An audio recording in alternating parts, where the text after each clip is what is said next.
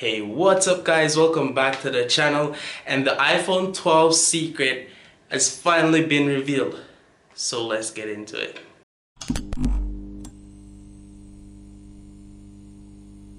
Now, of course, it's no secret by now, Apple has been dominating 2020 single-handedly despite efforts from Huawei and Samsung. Anybody who keeps up with the whole phone sales and trend has seen that Apple has been outselling Samsung and Huawei despite them producing more stuff.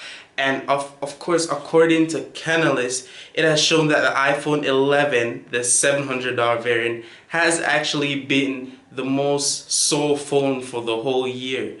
And that's because of Apple's key thing that they're actually doing right now, and that's pricing. Yes, you heard right, $699. Now the iPhone has not been launched any cheaper than this ever since probably the iPhone 7.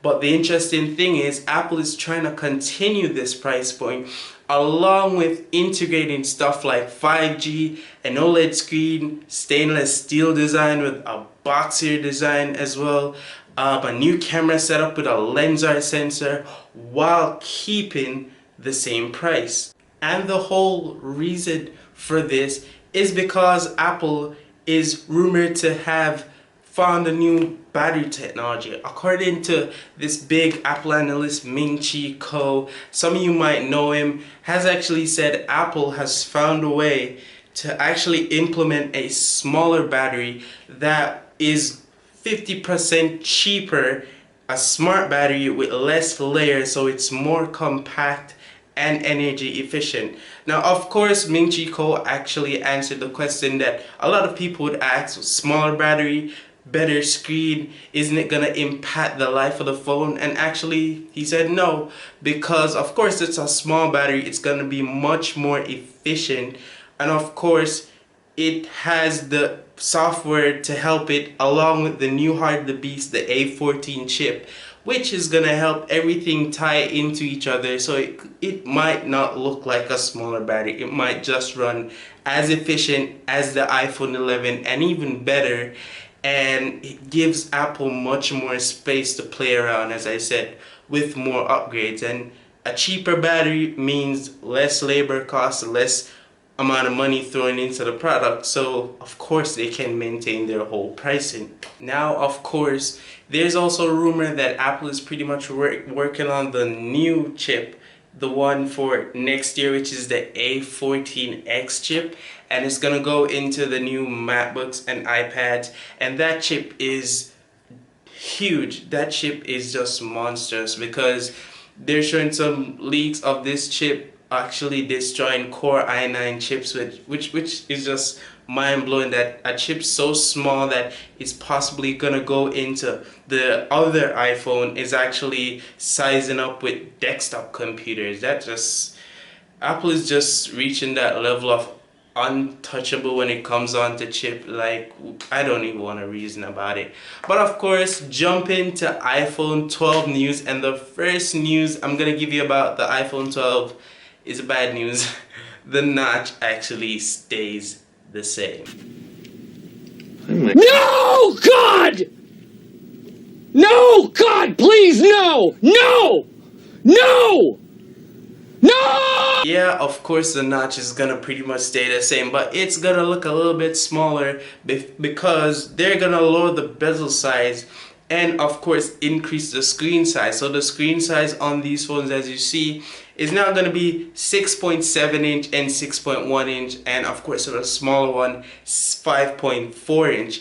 Of course, from the previous generation, which was 6.5, 5.8, and I don't remember what the smaller one is. I think it's about 5.4 still, but it's gonna look a little bit smaller somewhat, but essentially it's not gonna be. Let's see how it actually works out. Another interesting leak is that the Apple phones will be getting actually bigger sensors this year, and of course they're gonna be accompanied by the whole lens art sensor, and they're actually working with a company called Camera, which specializes in AR technology, to improve their portrait and AR game just a little bit more. By all means, Apple has been the master of AR ever since it came out. A lot of the whole Android community is still catching up to them. They're pretty much reaching into untouchable territory. Anybody who actually can keep up with them in AR is probably Google.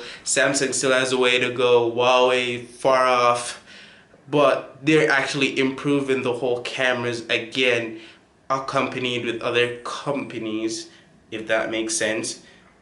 Just something that Apple never usually does really is to get help from other companies to do things that they're already great at, but it's good to see them actually do that now.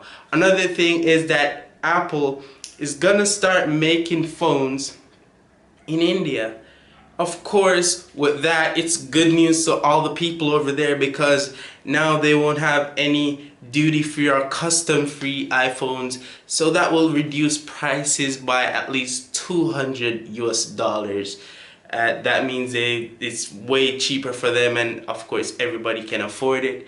I'm just wondering when the Caribbean is gonna actually get into this groove. When will Apple actually put us on the list so we can stop paying import duties for this whole thing? Interestingly enough, this new iPhone coming out, the 5.4 inch, will be probably the only compact flagship if the Pixel does not come somewhere near that, and that will throw a big advantage out there in Apple's favor yet again, because not everybody who wants a flagship or a flagship spec phone wants a big phone that takes up the whole of their hand. Some people just want a phone that fits right in their hand, slides into any pocket, don't have to worry about anything at all.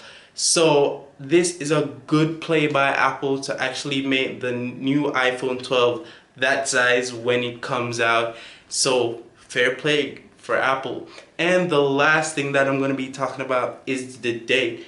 The date was supposed to be September, but it's pushed back yet again. We're expecting this to be October. That's what rumors say this time. Let's see if it's September, if it's October. However, I'll be filling you guys in on that when it comes out. But that's pretty much it. Everything on the iPhone 12. Secrets of Apple. Don't forget to like, subscribe, comment if you wish. Thank you again for watching. Peace out and keep loving tech. See you guys.